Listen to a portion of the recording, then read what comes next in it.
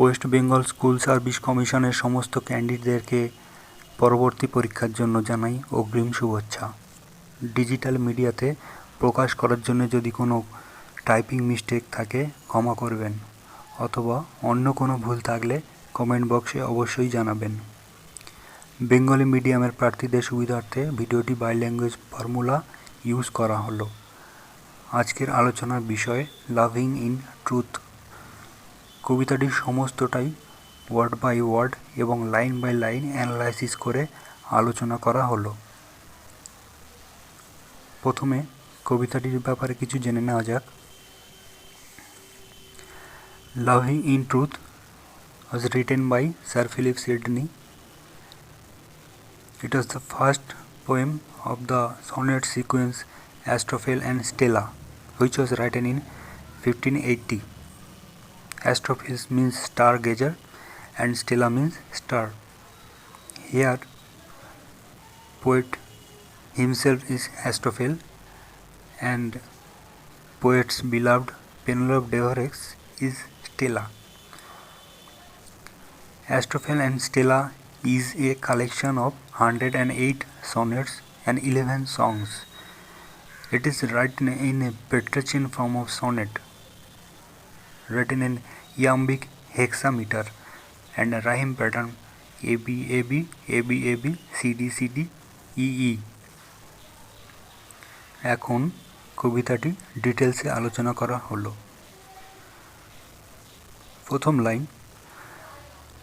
প্রথম লাইনে কবি বলছেন লাভিং ইন ট্রুথ, অর্থাৎ সিনসিয়ার লাভ, সত্যিকারের ভালোবাসা। The poet is here asserting his sincere love for his beloved. And ফেন, চিত্রিত করা। কোথায় চিত্রিত করছে? না, ইন ভার্স, ছন্দবদ্ধ কবিতায়। কেন করছেন? মাই লাভ টু শো মাই লাভ, অর্থাৎ in praise of beloved. The poet wants to write down in verse line his true or sincere love in praise of the beloved. দ্বিতীয় লাইনে দ্যাট শি, ডিয়ার শি, কবিতার বিলাভডকে deer বলে সম্বোধন করল। Might take some pleasure in my pain, that dear beloved might get some pleasure by knowing the pain of the poet. পরবর্তী লাইনে pleasure might cause her read, কবির দুঃখ দুর্দশা কথা শোনার উদ্দেশ্যে beloved হয়তো কবিতাটি পড়বে। রিডিং মাইট মেক হার নো, এবং কবিতাটি পড়ার মাধ্যমে জানতে পারবে। কি জানতে পারবে? না, লাভিং ইন ট্রুথ, অর্থাৎ কবির সত্যিকারের ভালোবাসার কথা। পরবর্তী লাইনে কবি বলছেন knowledge might pity win, and after knowing the reality of true love she might be sympathised with the poet. কবির সত্যিকারের ভালোবাসার কথা জানার পরে বিলাভড হয়তো সহানুভূতিশীল হবে। অ্যান্ড পিটি গেস অবটেন, এবং কবি মনে করেন এই সমস্ত কিছু জানার পরে তার বিলাভড তাকে ভালোবাসতে শুরু করবে। নেক্সট লাইন, অর্থাৎ 5 নম্বর লাইনে কবি বলছেন I sought fit words, the poet is searching for appropriate words. কবি এবার কী করছেন? না, উপযুক্ত শব্দ খুঁজছেন। কেন? না, to paint the blackest face of ও।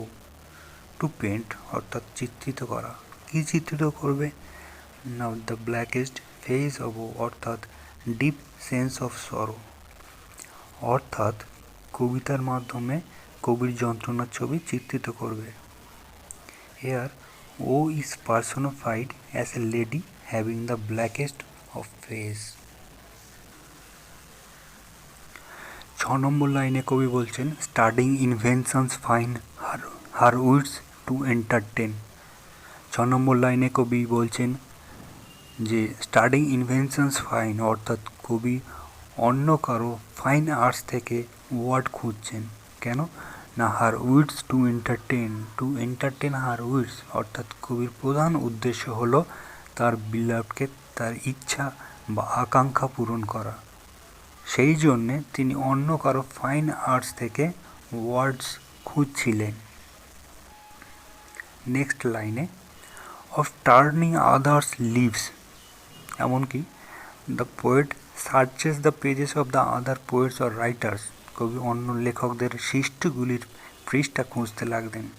কেন না, to see if there would flow, যদি এখানে কোনো ভালো এবং উপযুক্ত ওয়ার্ড পাওয়া যায়। পরবর্তী লাইনে some fresh and fruitful showers আপন মাই সানবার্ন ব্রেইন, কোনো নতুন এবং ফলপ্রসূ word which comes on dull and vacant brain of the poet. Here poet compares his dull, vacant and heat-oppressed brain as sunburnt brain.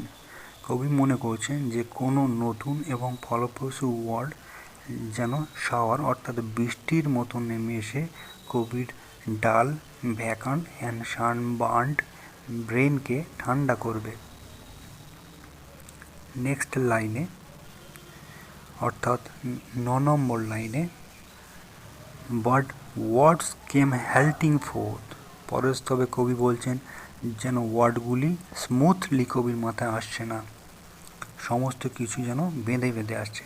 Wanting invention stay, lack of imagination, অর্থাৎ ইমাজিনেশনের অভাব, সেই জন্যে সব কিছু বেঁধে বেঁধে আসছে।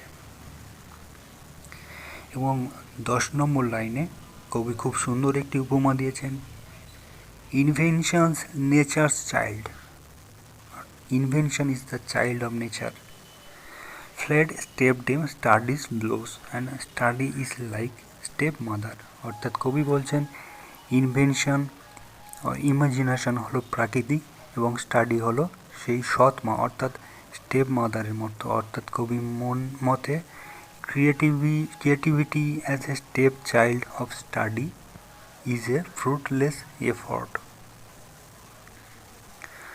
Next line, and others' feet still seemed but strangers in my way.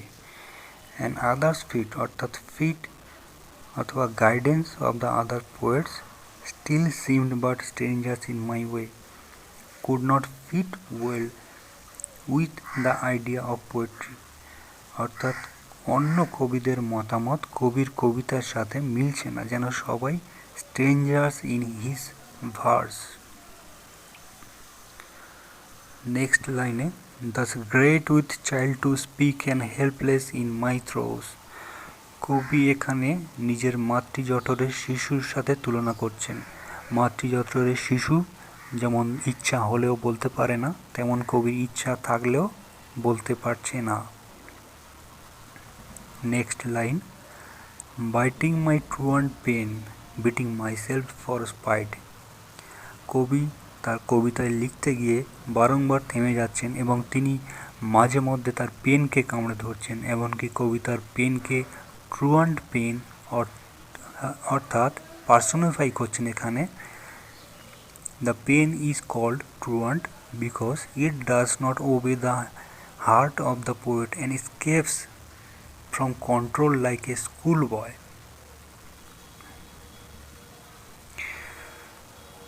আবার কবি আরও বলছেন beating myself for spite, অর্থাৎ কবি নিজের মনকে কষাঘাত করছেন, কারণ কবি যা চাইছেন তা করতে পারছেন না। নেক্সট অর্থাৎ final line 14th line, fool said my muse to me look in thy heart and write, কবির লাস্ট লাইনটি খুবই সুন্দর একটি লাইন, যেখানে কবি বলছেন এখানে মিউজ হলেন গডেস অফ পোয়েট্রি অর্থাৎ কবিতার দেবী, সেই মিউজ অর্থাৎ কবিতার দেবী কবিকে বলছেন ফুল বোকা তুমি নিজের হৃদয় থেকে লেখো। খুবই সুন্দর একটি লাইন এবং সমস্ত সুন্দর কবিতার প্রধান জিনিস হলো এর নিজের অন্তর থেকে লেখা। অ্যাজ ওয়ার্ডসওয়ার্থ যেভাবে বলেছিলেন, poetry is the spontaneous overflow of powerful feelings.